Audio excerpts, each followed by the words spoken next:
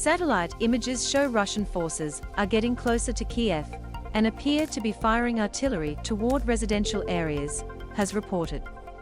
Air raid sirens were sounding in Kyiv in the early hours of Saturday morning, and there were reports of heavy shelling.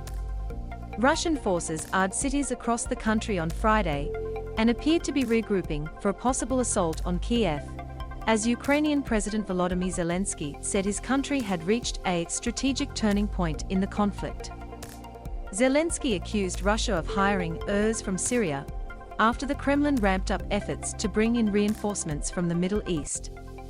Syria's military has begun recruiting troops from its own ranks to fight alongside Russian forces in Ukraine, promising payments of $3,000 a month, a sum up to 50 times a Syrian soldier's monthly salary. The UN Security Council met on Friday to discuss Moscow's claims that the US is funding military biological activities in Ukraine. The Russian ambassador to the UN, Vasily Nebenzia, invoked the terrifying specter of an uncontrolled spread of bioagents from Ukraine across Europe. Both the US and Ukraine have categorically denied that they are developing any biological weapons inside the country. The US has warned of the possibility of chemical or biological weapons being used by Russia.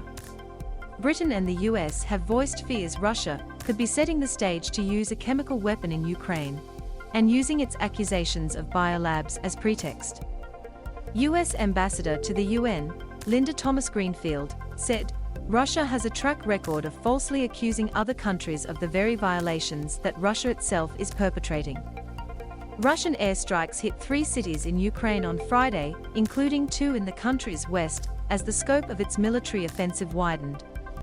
The raids hit airfields in Lutsk and Ivano-Frankivsk, far from the main areas of conflict, and residential buildings in the strategically important city of Dnipro. Hundreds of thousands of civilians remain trapped and under fire in Ukrainian cities, but the situation in Mariupol is especially dire. 10 days into Russia's siege, its population has no access to electricity or mobile phone networks, and water and food are running out. 7,144 people were evacuated from 4 Ukrainian cities on Friday, Zelensky said in a televised address, a much lower number than managed to leave in each of the 2 previous days.